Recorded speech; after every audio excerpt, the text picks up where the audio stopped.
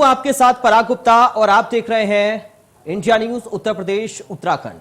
किस्सा कुर्सी का में आज बात चौथे दौर को लेकर होगी। यूपी में 3 चरण का चुनाव संपन्न हो गया है और अब चौथे चरण का रण जारी है। चौथे चरण को जीतने के लिए सभी दलों के सियासी दिग्गज चुनाव मैदान में उतरे हुए हैं और सभी दलों के नेता एक दूसरे पर आरोप प्रत्यारोप भी लगा रहे हैं और बयानबाजी भी लगातार जारी है।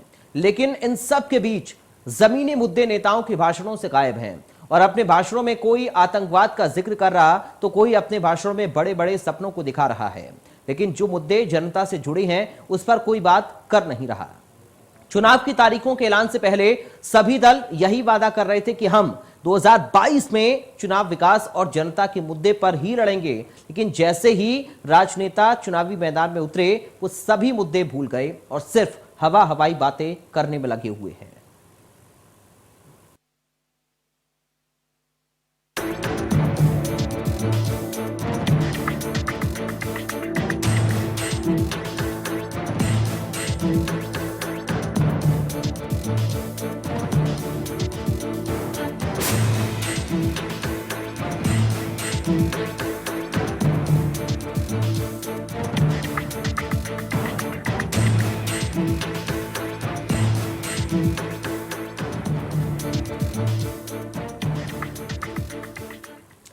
यूपी के पहले चरण से व्यक्तिगत हमले शुरू हो गए थे, लेकिन अब मामला काफी खतरनाक अंदाज में आ रहा है। बीजेपी की तरफ से मोर्चा संभालने वालों में पीएम मोदी, सीएम योगी, अमित शाह, राजनाथ सिंह जैसे कद्दावर नेता लगातार जनसभाएं कर रहे हैं, तो वहीं दूसरी तरफ सपा की तरफ से अखिलेश यादव अकेले ही रैलियां और रोड शो कर रहे हैं। सबसे ज्यादा हैरानी बीएसपी को लेकर है। बीएसपी इस बार जैसे बेमन से चुनाव लड़ रही हो। बीएसपी में ना तो वो उत्साह दिखाई दे रहा और ना ही जज्बा। कांग्रेस की बात करें तो यूपी में बहुत ज्यादा जनाधार तो नहीं, लेकिन प्रियंका की तरफ से प्रयास भरसक किया जा रहा है और इसी कड़ी में आज कांग्रेस अध्यक्ष सोनिया गांधी भी मैदान में कूद पड़ी।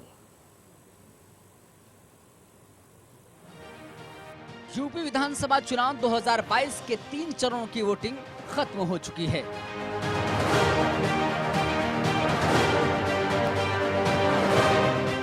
अब उत्तर प्रदेश में चौथे चरण का रण छिड़ गया है। सभी राजनीतिक दल और जनता चौथे चरण की वोटिंग के लिए तैयारियां कर रही हैं। सियासतदान अपने अपने अंदाज में एक दूसरे पर आरोप प्रत्यारोप लगा रहे हैं। इस कड़ी में प्रचार के दौरान पीएम मोदी ने पिछली सरकारों पर करारा प्रहार किया। उन्होंने कहा कि यूपी से गुंडा राज का खात्मा हुआ, यूपी विकास के पथ पर अग्रसर है। 5 साल पहले माफियावादियों ने यूपी का क्या हाल बना दिया था। व्यापारियों को व्यापार करने में डर लगता था। राहजनी, छिनैती, लूट आम बात हो गई थी। लोग कहते थे दिया बरे घर लौटाओ। ये कहते थे कि नहीं कहते थे? दिया बरे घर लौटाओ। हरदोई वालों ने वो दिन देखे हैं, कैसे इन लोगों ने कट्टा और सट्टा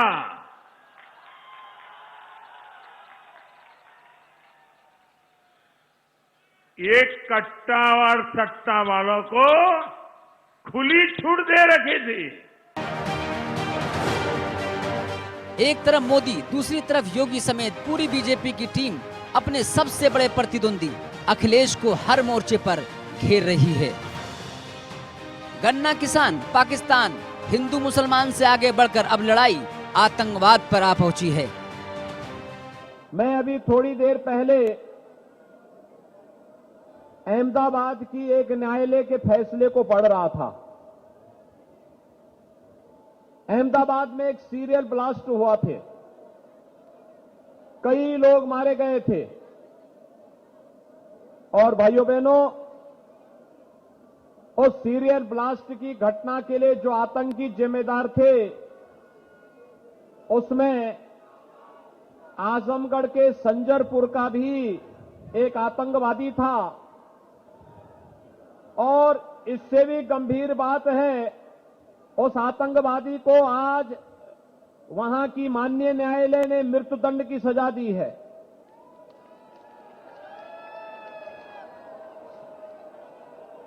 उस आतंकवादी के पिता का संबंध, उसके परिवार का संबंध किससे है मालूम है? समाजवादी पार्टी से। अब अनुमान कर सकते हैं, आपको आतंकवादियों के प्रति संवेदना व्यक्त करने वाले, आतंकवादियों के हितचिंतक और उनके प्रति अपना सर्वस्व न्यौछावर करने वाले राजनीतिक दल को चाहिए चुनाव जिताना है या आपको सुरक्षा, सम्मान और स्वावलंबन की ओर ले जाने वाली भारतीय जनता पार्टी को। और यही आह्वान करने के लिए आज मैं आपके बीच आया हूं।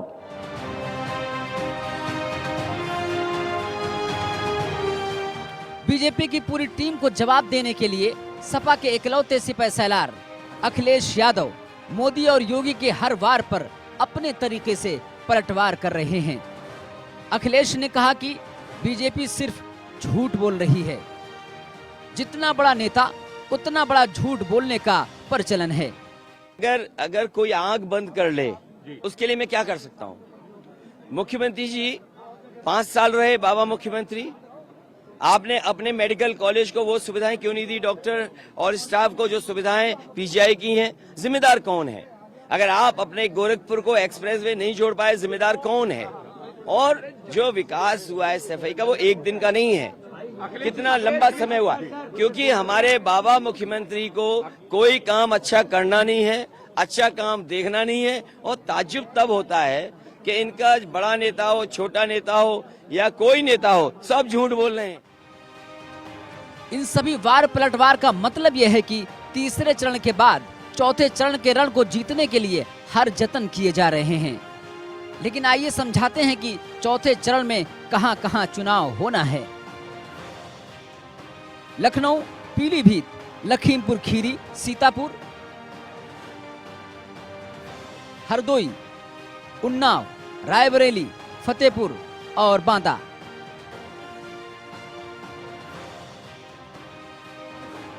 चौथे चरण में सबसे ज्यादा 14 सुरक्षित सीटें हैं, जहां सभी पार्टियों की पैनी नजर होगी। पूरनपुर, श्रीनगर, कस्ता, हरगांव, सिथौली, मिश्रिख, गोपामऊ, सफीपुर, सांडी, मोहान। और इन चौथे चरण में कितने पढ़े लिखे नेता हैं, ये भी देख लीजिए। 201 यानी 32% 5वीं से 12वीं तक के बीच पढ़े लिखे हैं। 375 यानी 60% स्नातक या इससे अधिक पढ़े लिखे लोग हैं। 9 उम्मीदवार असाक्षर, 30 उम्मीदवार सिर्फ साक्षर। फिलहाल सारी कवायद हर दौर को जीतने की है, हर मरहले पर फतह हासिल करने की है। लेकिन कौन जीतेगा, कौन हारेगा, ये 10 मार्च को तय होगा। Bureau report, India news, Uttar Pradesh, Uttarakhand. चुनाव की तारीख की घोषणा होने से पहले यूपी में सभी राजनीतिक पार्टियां विकास की गंगा बहाने की बातें बड़ी जोर शोर से कर रही थीं। तारीखों के ऐलान के बाद धीरे धीरे जनता के मूलभूत मुद्दे गायब होने लगे। जनता के सरोकार की बातें करने वाले दल अब सिर्फ अपने दल की बात करने पर आमादा हैं। जनता की सुविधाओं पर बात करने की बजाय एक दूसरे पर इल्जामों की बारिश हो रही है। असल मुद्दे गायब हैं और नकली मुद्दे सुर्खियों में हैं। सवाल यह है कि आखिर इन नेताओं को चुनाव प्रचार के दौरान हो क्या जाता है जो हकीकत के मुद्दे से मुंह मोड़ना शुरू कर देते हैं। जनता ने चुनाव के दौरान जिन्ना, पाकिस्तान, गर्मी, चर्बी, दंगा जैसे सब अल्फाज सुने। अब इस वक्त सियासत के गलियारों में सबसे ज्यादा शोर आतंकवाद, आतंकवाद और आतंकवाद का है। मुद्दा तो देश की सुरक्षा के नजरिए से बहुत अहम है, लेकिन क्या सारे मुद्दों पर आतंकवाद भारी है?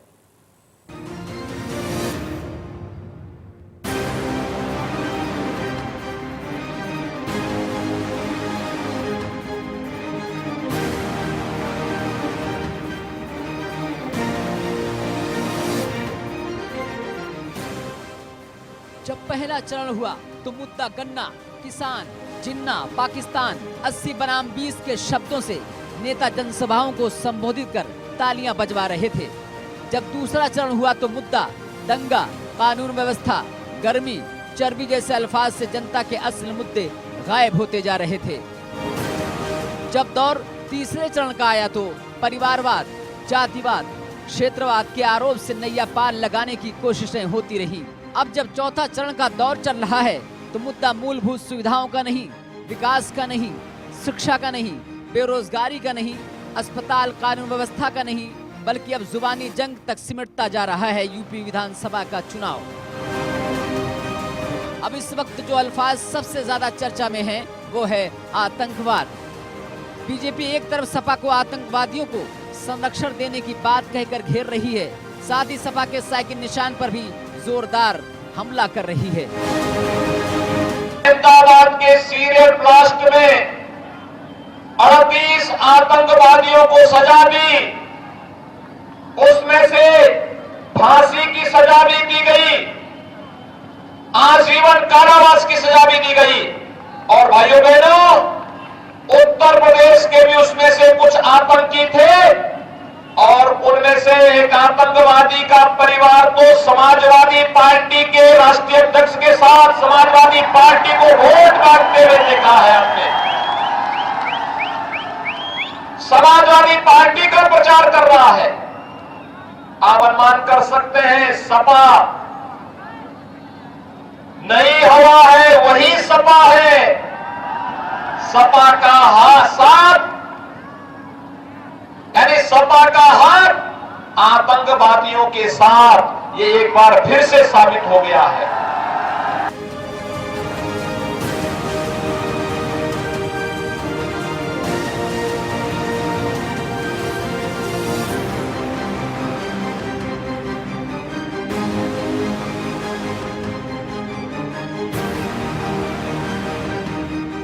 मोदी ने तो यहाँ तक कह दिया कि जो सीरियल बम ब्लास्ट यूपी में हुए वो भी साइकिल पर बम रखकर हुए थे।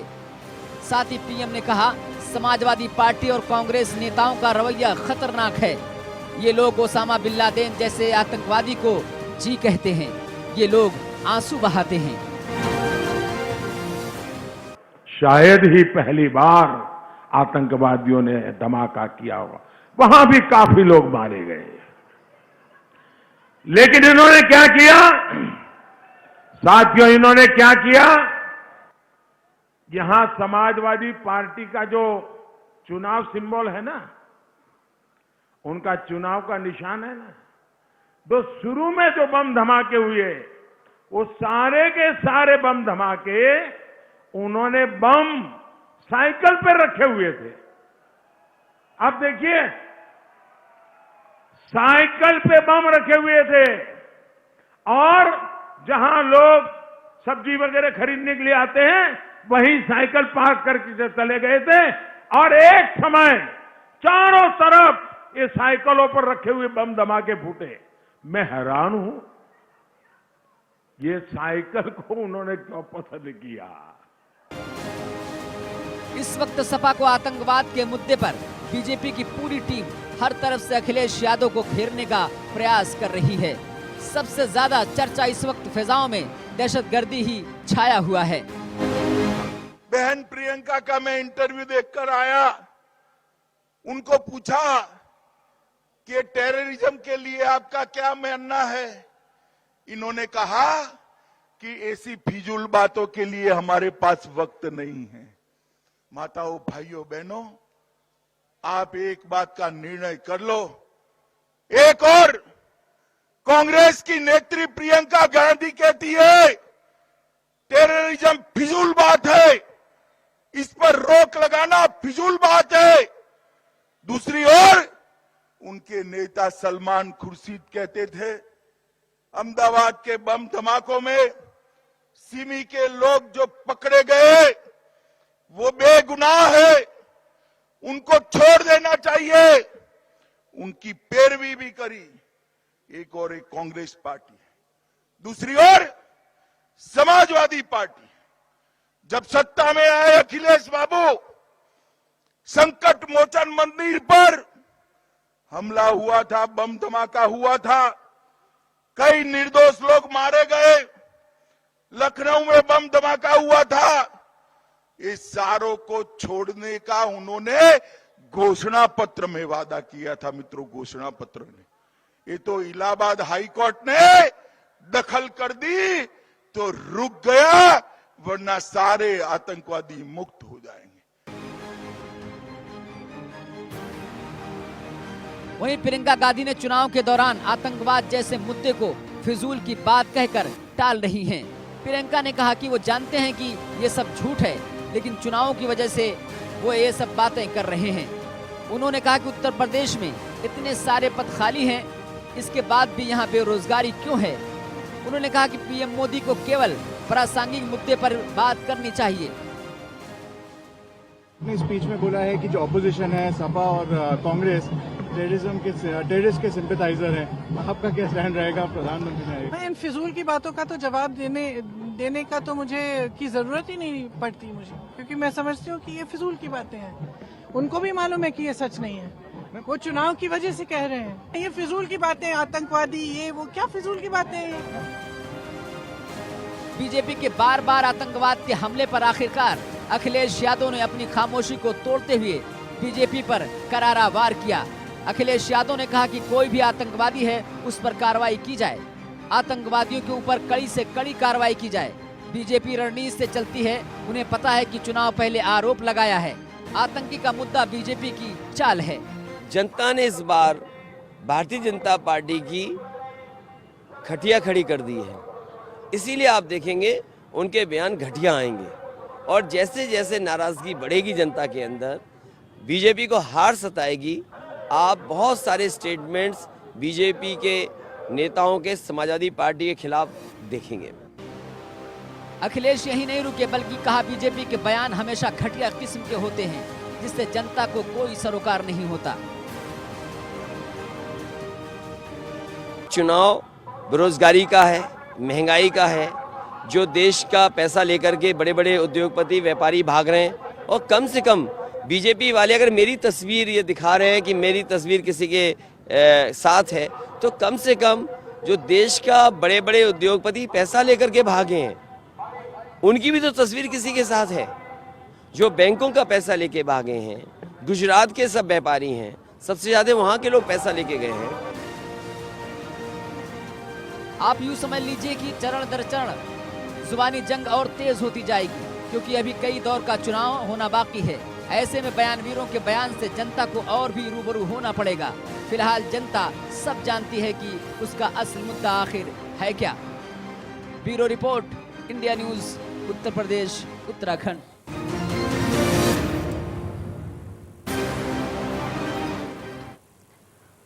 यूपी में चुनाव के 3 दौर खत्म हो चुके हैं। चौथे चरण के रण को जीतने के लिए आज प्रचार पर ब्रेक भी लग जाएगा। लग चुका है ये ब्रेक, लेकिन चौथे चरण को जीतने के लिए अवध लैंड पर रैलियों, रोड शो, जनसंपर्क का हुजूम सभी पार्टियों की तरफ से देखने को मिला। वार पलटवार, आरोप प्रत्यारोप भी देखने को मिला। लेकिन पिछले चुनाव में जनता ने चौथे चरण में किसको अपना मसीहा माना था और किसको नकारा था। पिछली बार की बात की जाए तो बीजेपी ने चौथे चरण की बाजी भी अपने नाम की थी, लेकिन इस बार बीजेपी पर दबाव ज्यादा है, क्योंकि उसे अपने किले को सुरक्षित रखना होगा। तो वहीं विपक्षी बीजेपी के किले में सेंधमारी करने के लिए जी जान से कोशिश कर रहे हैं। 3 चरणों का मतदान खत्म हो चुका है। चौथे चरण के रण को अपने हक में करने के लिए अवधलैंड जमघट का केंद्र बन गया है। चौथे चरण के रण को जीतने के लिए नेता अपनी अपनी ताकतें लगा रहे हैं। एक दूसरे पर आरोप प्रत्यारोप का दौर चल रहा है। ऐसे में राजधानी की कुर्सी के पास के करीब के इलाके को जीतकर अपनी अपनी उम्मीदों को नेता और परवान चढ़ा रहे हैं। रैलियां, रोड शो, जनसंपर्क के माध्यम से वोट देने की अपील की जा रही है। ऐसे में अवधलैंड की जमीन पर कब्जा करने के लिए सभी दलों के लिए निर्णायक होने जा रहा है। चौथे चरण में 9 जिलों की 60 सीटों पर 23 फरवरी को मतदान होना है। अवध क्षेत्र में भाजपा ने वर्ष 2017 में 50 सीटें जीती थी। लखनऊ की 9 सीटों में भाजपा ने 8 सीटें जीतकर रिकॉर्ड कायम कर दिया था।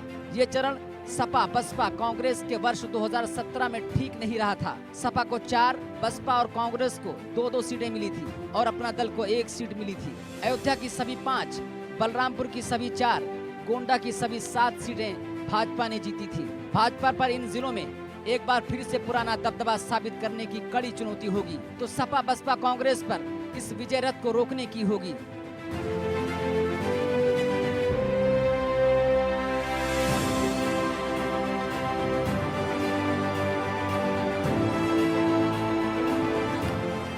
चौथे चरण के रण को अपने कब्जे में करने के लिए नेता इन्हीं जिलों पर फोकस कर रहे हैं। लखनऊ, पीलीभीत, लखीमपुर खीरी, सीतापुर, हरदोई, उन्नाव, रायबरेली, फतेहपुर और बांदा।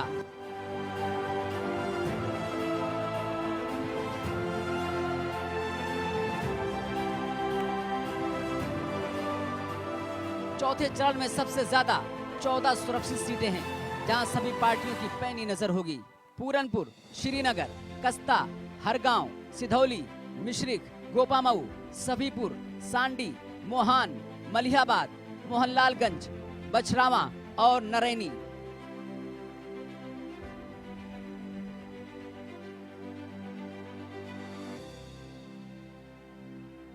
जरा ये भी देख लीजिए कि चौथे चरण में जिन नेताओं को जनता को अपना रहनुमा चुनना है, उनमें पढ़े लिखे नेता कितने हैं? 201 यानी 32%, 5वीं से 12वीं के बीच पढ़े लिखे लोग हैं। 375 यानी 60% स्नातक या इससे अधिक पढ़े लिखे हैं। 9 उम्मीदवार असाक्षर, 30 उम्मीदवार सिर्फ साक्षर, 91 यानी 15% महिला उम्मीदवार मैदान में हैं।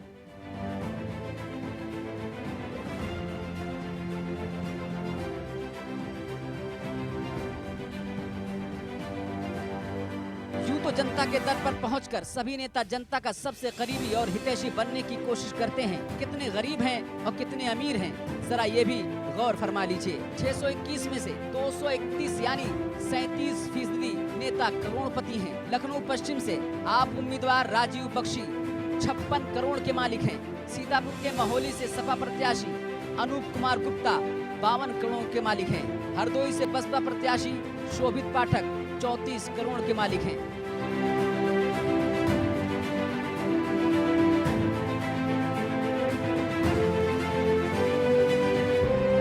ये रही अमीर नेताओं की तादाद। अब आपको जनता के मसीहाओं में कितने करोड़पति महोदय हैं, ये भी जान लीजिए। तो आप देख रहे थे किस्सा कुर्सी का। नमस्कार।